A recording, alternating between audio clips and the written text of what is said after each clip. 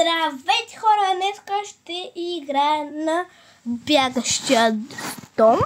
Имам предвид първата ми игра. Първо ще играем на състезанието сам да се кръстим Макс. Решаваме, както винаги, Макс да се кръстим. М-А-К-С. Готово. Yes.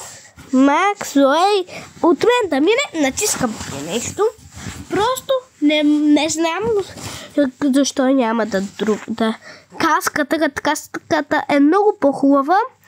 И сам да ви кажа, че аз винаги съм или на първо, или на второ, или на трето място. Обаче сега ще съм на първо. Обаче винаги се пара ето така, че първа да съм първа и след това виждам края и съставам последна. Или пък втора, така че нека да видим сега. Юху, 200 км в час. Чакам, какво? Къде е финала? Абе, втори, супер. Супер, бе. Хора, ако искате още... Чакай, сега ще ви кажа. Ако искате едно първо видео на Roblox... на първо сме, супер. Ако искате едно първо видео на Roblox в този канал, може, ако само съберем 30 абоната, които вече ги имаме.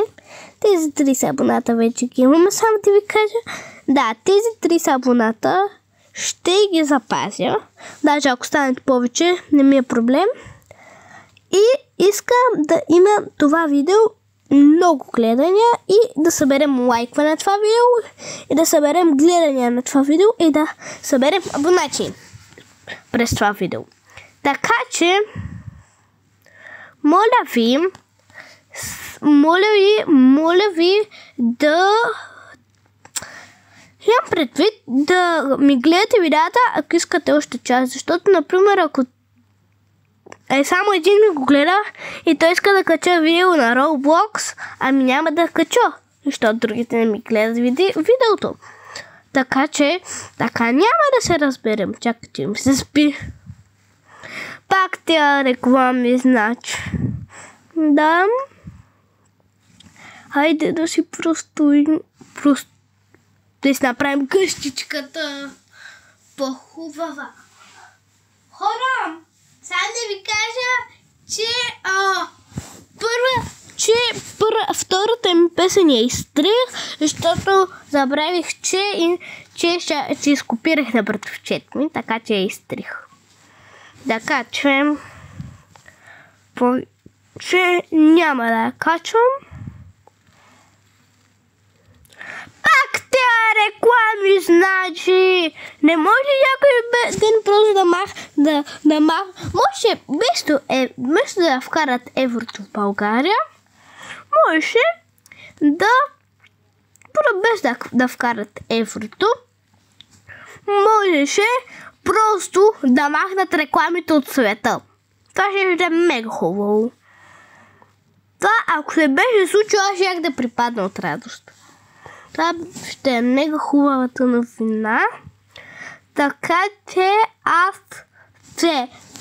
не се радвам за еврото, защото, например, това, което струва 10 евро в левовете, ще е струвало 5 лева. Да. Или пък това, което е струвало 5 евро, в левовете е струвало 3 лева. Да, ако не ми вярвате, просто аз никога няма да си купувам неща за евро.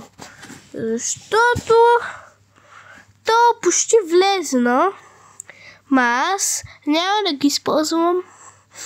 Вие какво си мислите? Че ще използвам еврото ли? Не, то еврото за нищо не става, само ти прави по-скъпи нещата. Да знаете. Така че няма какво да се оплаквате. И аз се оплаквам, както виждате. Но пък нямаме какво да направим. Така че, единствено, което може да направим е да се абонирате на канала и да оставите лайк на това видео. Хора, абонирайте се за канала, оставете лайк на това видео и от мен, чао!